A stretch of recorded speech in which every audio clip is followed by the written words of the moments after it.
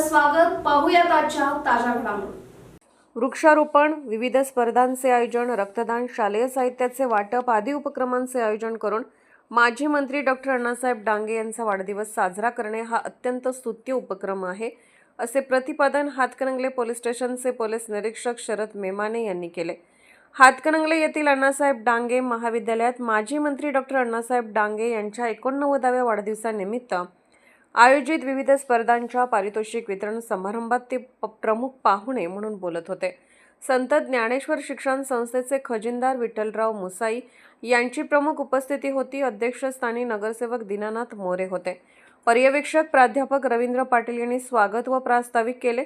मान्यवरांच्या हस्ते पारितोषिक वितरण करण्यात आले. वक्तृत्व स्पर्धा विजेते अनुक्रमे कुमारी सानिका खोत, कुमारी आरोही कांबळे, कुमारी मृणाली कांबळे, कुमार श्रावणी जानकर. निबंध स्पर्धा विजेते अनुक्रमे कुमारी सायली शिंदे, कुमारी प्रतीक्षा थोरात, समीक्षा माळी, आरोही कांबळे. काव्यवाचन स्पर्धा विजेते अनुक्रमे सानिका खोत, समृद्धी चव्हाण, सायली शिंदे, प्रज्ञा भोसले, खदिजा मुलानी. पाककृती स्पर्धा विजेते अनुक्रमे क्षितिजा मगदूम, सानिका खोत, प्रज्ञा भोसले.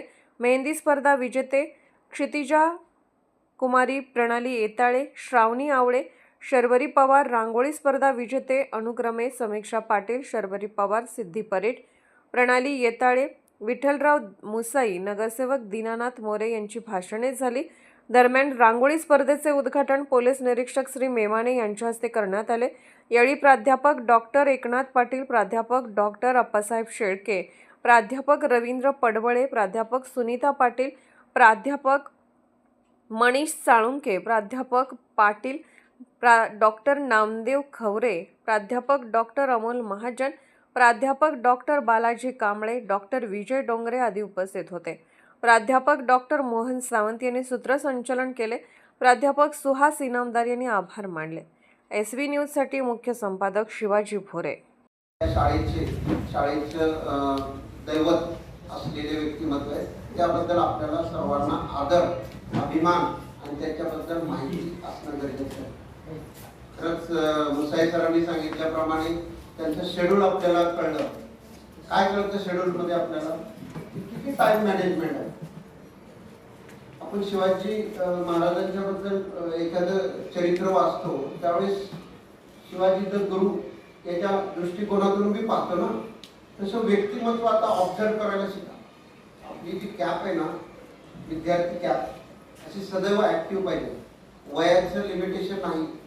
स्टुडंट राहण्यासाठी थ्रूआउट लाईफमध्ये स्टुडंट राहता आला पाहिजे. तर आता आपणच्याबद्दल जे सांगितलंय तर काय कळतं की मॅनेजमेंट किती, टाइम मॅनेजमेंट. सकाळी ह्याच टायमिंगला उठायचं, ह्याच टायमिंगला संध्याकाळी जायचं, हे टाइम मॅनेजमेंट शिकलं पाहिजे ना.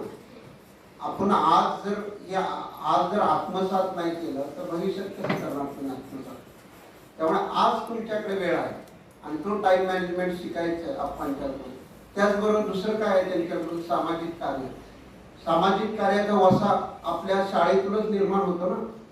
आज तुम्ही जे छोट्या छोट्या रांगोळ्या काढल्या त्याच्यातून राजकीय, सामाजिक, आर्थिक असा सर्व घडामोडींचा आढावा पाहायला विसरू नका SB न्यूज चॅनल आणि नक्कीच सबस्क्राईब करा.